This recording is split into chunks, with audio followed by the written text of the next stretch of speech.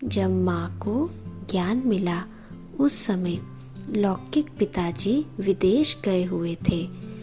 Africa में उनका व्यापार था। वहाँ से वह पुणे लौटे तो देखा कि घर में बहुत परिवर्तन आ गया है।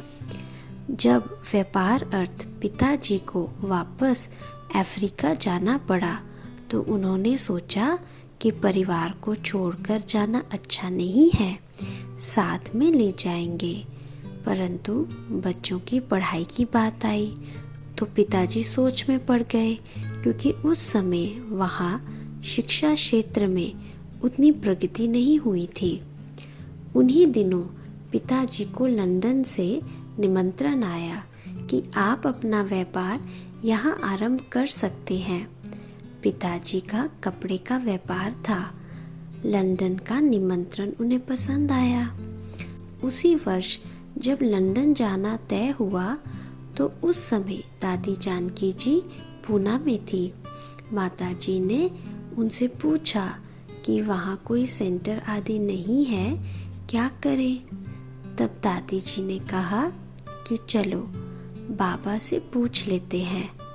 बाबा उस समय दिल्ली में थे। हम सब दिल्ली गए। बाबा राजौरी गार्डन सेंटर पर ठहरे हुए थे और हम ईस्ट पटेल नगर में हम सेंटर पर जाकर बाबा से मिले।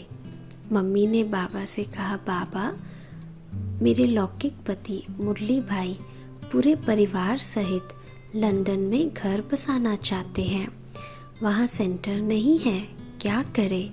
बाबा ने कहा, बच्ची तुम तो राम की सीता हो, तुम जहाँ भी रहोगी राम की ही बनकर रहोगी। कोई बात नहीं, तुम लंदन चले जाओ। इस प्रकार बाबा से छुट्टी लेकर मुरली दादा और रजनी माता हम बच्चों के साथ लंदन चली गई।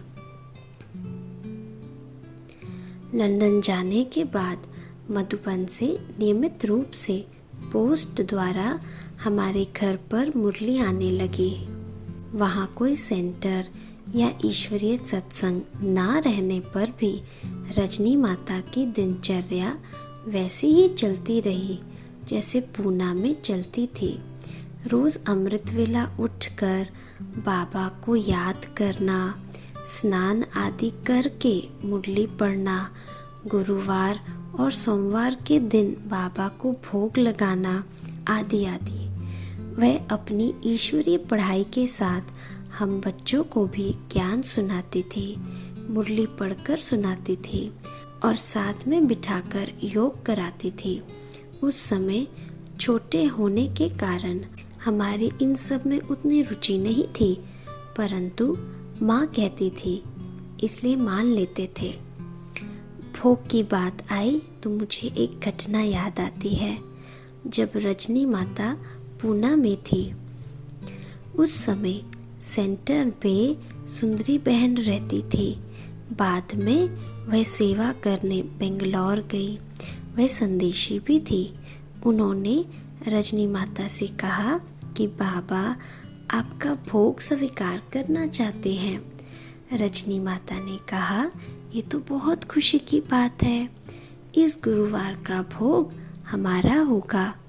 बुधवार शाम रजनी माता को अपनी लौकिक माता के पास जाना पड़ा।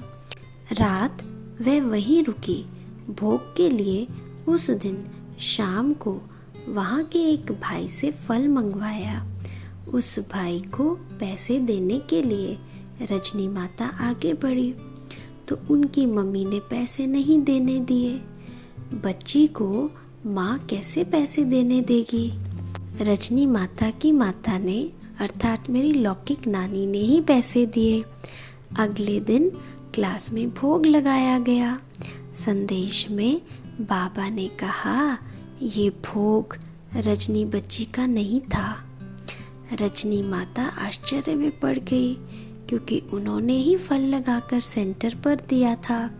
सुंदरी बहन को इन्होंने ही कहा कि मैंने ही फल लाया था। सुंदरी बहन ने कहा, बाबा तो कहता है ये भोग रजनी बच्ची का नहीं है। बाद में रजनी माता को याद आया कि फल तो उन्होंने लाया था, परंतु पैसे दिए थे उनकी मम्मी ने।